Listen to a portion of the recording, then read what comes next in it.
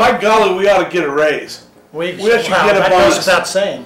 We ought to get a bonus for what we did last week. What'd we do? What did we do? What'd we do? We brought rain. Oh, that's right. We did the famous rain Well dance. over an inch.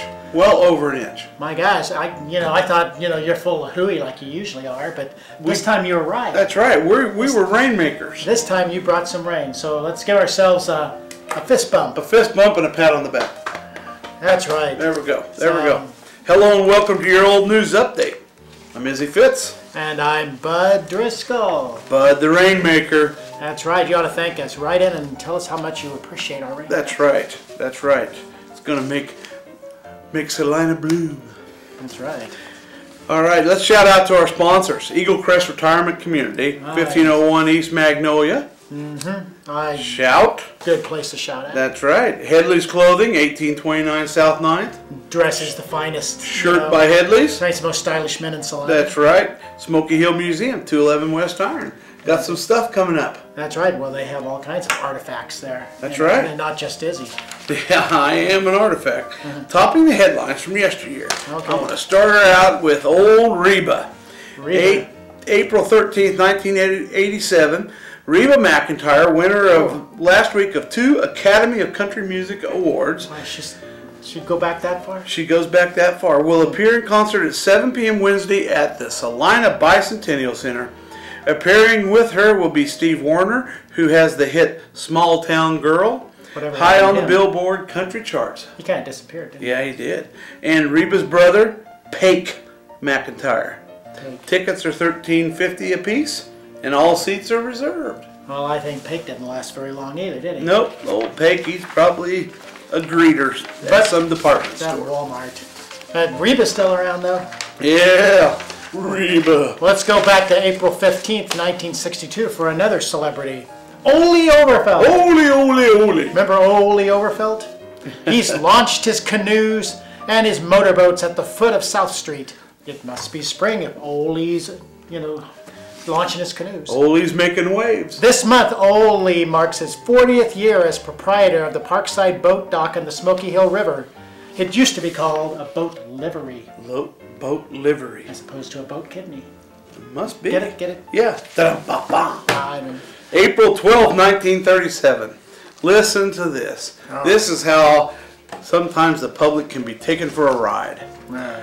War in Europe is not inevitable, in the opinion of Donald Grant, who has spent many years studying the situation. Looks like he should have studied it a few more years. That's right, and is now making a lecture tour of the United States, speaking before the Rotary Club at its luncheon meeting this noon. He admitted that many students of world affairs are convinced that war will come, but that in his judgment it might be avoided. Ha! Boy, was he wrong. It's too bad he wasn't right either. Should have listened to the kids. I know. Well, never say war's not, war should be not inevitable, but it sometimes is. That's right. April 10th, 1912. Go back, way back. One question that was not on the program for the joint meeting of ministers, physicians, and teachers at the high school Monday evening afforded an interesting discussion in which a large number of people present took part. It was the subject of dancing.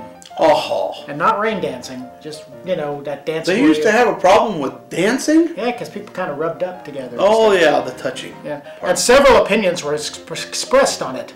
Different ones held that under proper supervision, when not carried too far, dancing was all right. Others held more radical opinions on the question, and still others held that as there were any people opposed to dancing, that those... Boy, this is an awful sentence. People opposed to dancing... That I think it should be should not arrange. Yeah, should not... I don't know.